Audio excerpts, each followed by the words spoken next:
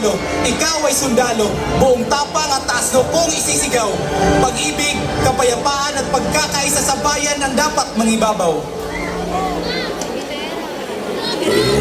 Has been erased from its watery grave. By virtue of the powers vested in me by the Constitution and by law, I have to declare martial law in the Mindanao Group of Islands for a period that exceeding 60 days, effective as of May 23, 2017. Nagkasagupa sa Marawi City ang mga sundalo at mga hinihinanang miyembro ng Maute Group. Nagkasagupa ang tropa ng militar at Maute Group sa Marawi City.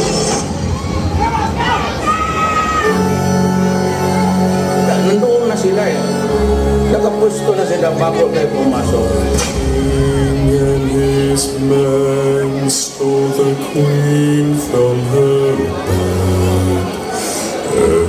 Hindi agad naunawaan ng mga residente na may malaking pag-ataking gagawin ng Maute Group sa Marawi City.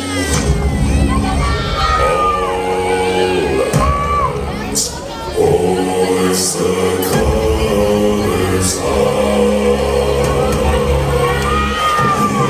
Unang araw, makikita ang ilang residente nakatitig lang sa mga lalaking nakaitim. Ang iba, sige lang sa pagbiyahe. I am ordering you to crash. Walang pisto.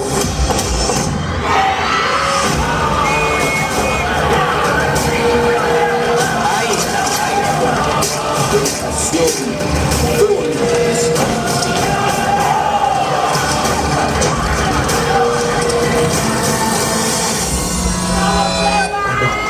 Pabalik na si Papa sa Marawi. Kaminis kita. Papa. Sinira ng bakit ng kabuhayan ng mga residente sa ating kayang komisyon.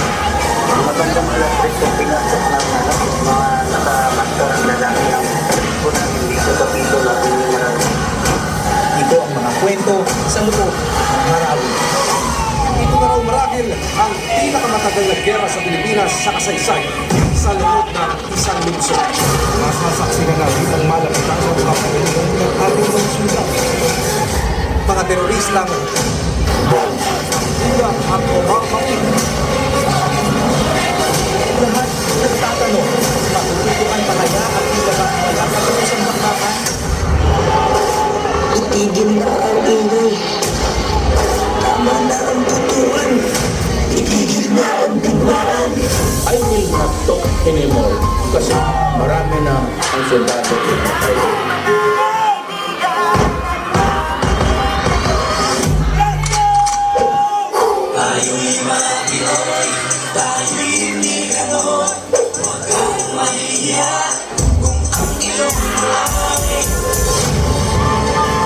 Kung may isang bagay na napatunayan ng gera sa Marawi, ito ay ang pagtutulungan ano pa man ang reunion.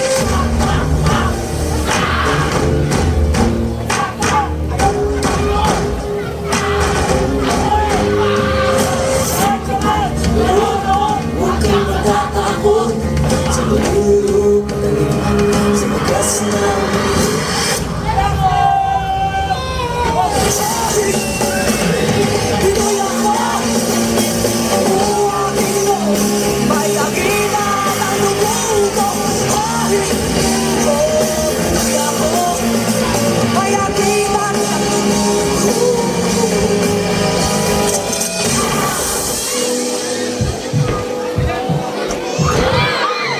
Papa, sinulat ko to para sabihin bukas po ay makakagraduate na po ako.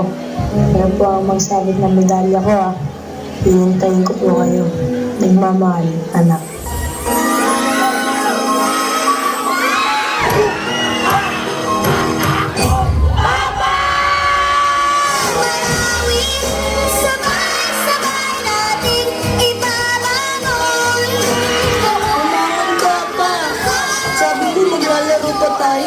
Sabi mo, uuwi ka. Gumising ka na dyan pa. Papa! Isang dapit hapon, sisikat ang araw sa isang bagong Tigil na ang digmaan. Tama na ang labanan. Nangyaring bangungot sa marami ay ating ang makasalan. Sana matapos na ang digmaan. Ang digmaang matagal nang naghihiwalay sa magkabilang dulong nag-aaway. Dahil kahit anong gawin mo, rebelde ka man o sundalo, kapwa Pilipino pa rin ang kalaban mo.